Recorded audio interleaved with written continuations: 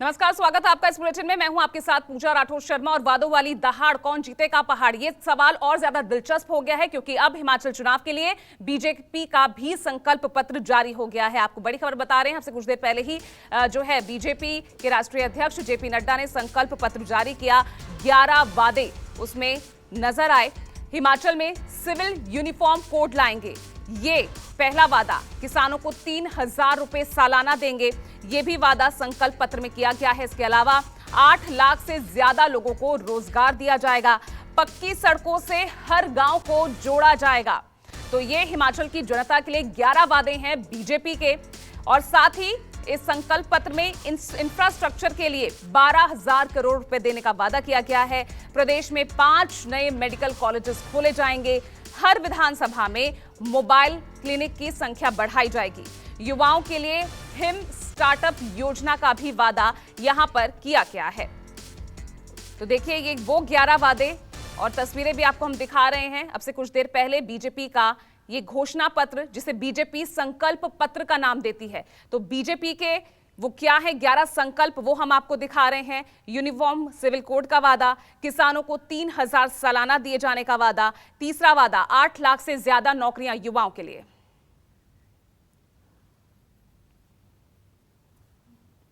You just said that you will constitute a committee to survey Waqf properties across Himachal Pradesh. Is there any estimation to begin with as to how many overall Waqf properties are there, and why was the need felt to include this in the poll promise?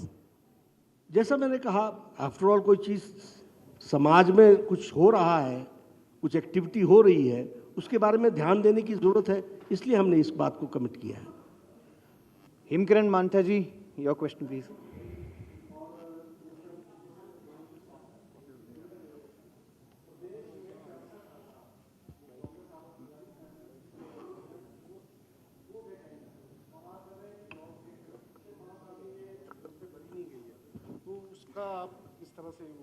नहीं, उसको भरेंगे, उसको भरा जाएगा, government jobs को भरा जाएगा। देखिए, मैं आपसे एक बात कहता हूं, आप सीरियसनेस को समझिए।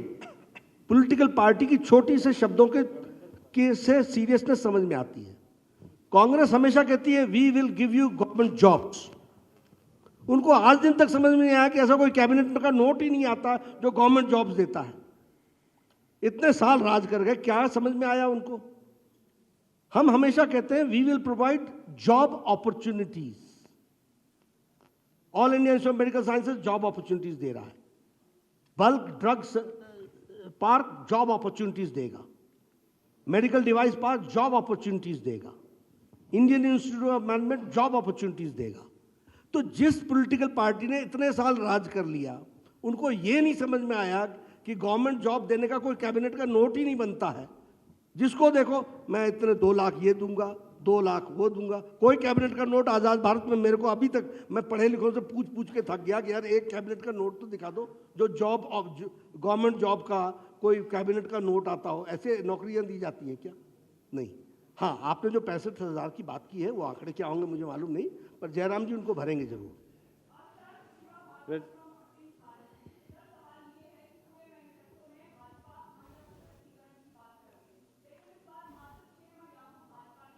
और देखिए, कुमार गौरव मेरे से भी लगातार हमारे साथ बने हुए हैं हिमाचल से ही।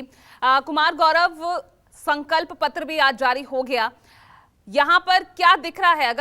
अगर हम इसका विश्लेषण करें कुमार गौरव, तो प्रतिज्ञा पर संकल्प क्या वाकई भारी पड़ता हुआ नजर आ रहा है? देखिए, फिलहाल ये कितना भारी है, ये 12 नवंबर को वोटिंग होगी और 8 दिसंबर को जब रिजल्ट आएगा तभी पता चलेगा। क्योंकि ओल्ड पेंशन स्कीम का जहां तक सवाल था, लगातार कांग्रेस पार्टी ने इसे लागू करने की बात कही और ये एक बड़ा डिमांड देश भर में है। और कई राज्यों में कांग्रेस और आम आदमी पार्टी की सरकार जहां है वहां उन लोगों ने ओल्ड पेंशन स्कीम को लागू किया है। लेकिन बीजेपी ने अभी जब इस पर बातचीत हुई, पूछा गया, तो उनकी तरफ से ये कहा गया कि एक कमेटी बनाई जाएगी उनकी सरकार आने पे, और कमेटी जो रिकमेंड करेगी उस आधार पे आगे फैसला होगा। यानी कोई ठोस आश्वासन, कोई ठोस प्रतिज्ञा, कोई ठोस संकल्प इस मुद्दे पर, खास करके ओल्ड पेंशन स्कीम जो कि सबसे बड़ा मुद्दा अभी हिमाचल चुनाव में दिख रहा है, उस पर बीजेपी की तरफ से नहीं दिया गया है। इसके बदले कॉमन सिविल कोड लाने की बात की गई है संकल्प पत्र में कि हिमाचल प्रदेश में अगर बीजेपी की सरकार वापस आती है तो कॉमन सिविल कोड लाया जाएगा और उसके लिए भी एक समिति गठित की जाएगी और उसके बाद उस पर आगे बढ़ा जाएगा। कुल मिलाकर और महिलाओं के विकास के लिए महिलाओं को 33% आरक्षण की बात की गई है कुछ सेक्टर्स में।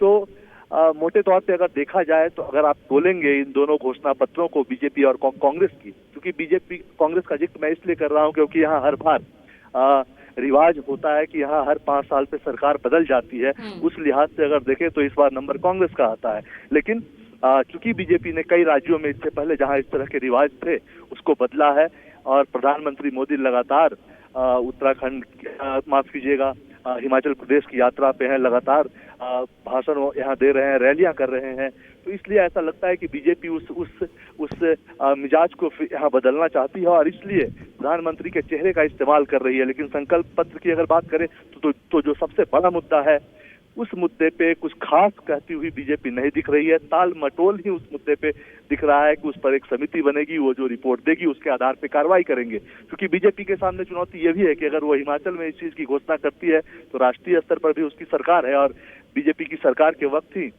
2004 में ये पुरानी पेंशन स्कीम खत्म हुई थी, तो फिर पूरे देश भर में इसे लागू करना वो उसके लिए एक चुनौती हो जाएगी। इसलिए शायद बीजेपी इस मुद्दे पे आगे बढ़ने से या आगे बढ़कर कुछ बोलने से बच रही है। वो समिति और कमेटी के नाम पे इस मुद्दे को टाल रही है।